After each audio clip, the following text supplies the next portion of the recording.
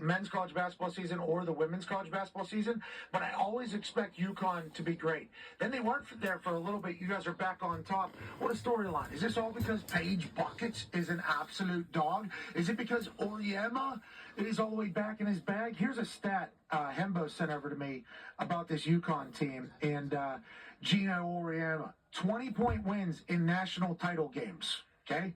John Wooden has 3. Gino has 5. Damn. No other D1 coach has done it more than one time. So when you're talking about just dominating, whenever you get to the end of the road, whenever you beat the hell out of everybody and you have your last opponent, this is the one that's supposed to be your biggest challenge. This is the one who's earned their way to the championship. This is the one who's also been dominant all year. This UConn ladies team just did what we've seen them do in the past and just beat ass.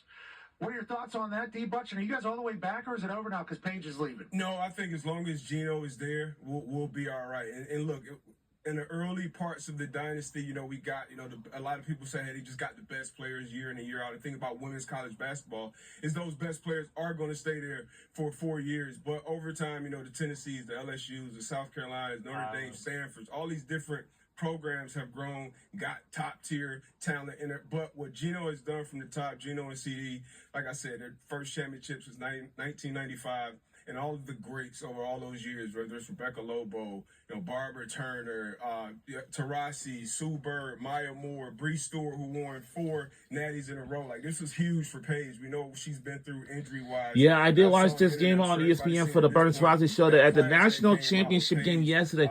It was so much fun. And before that, I watched the 2 Final Four last Friday on April the 4th by the Bernie Taurasi show on ESPN2 for both semifinal games. The first one was South Carolina versus Texas. Then UConn versus UCLA. And I was rooting for UConn Huskies. UCLA was not even aware that UConn is the most heaviest team of all. They had beat the crap out of UCLA by 34 points. That is so crazy. Yeah, I know UConn women's basketball team is not going to be the same without Paige Beckers because Paige Beckers, she's entering the WNBA draft.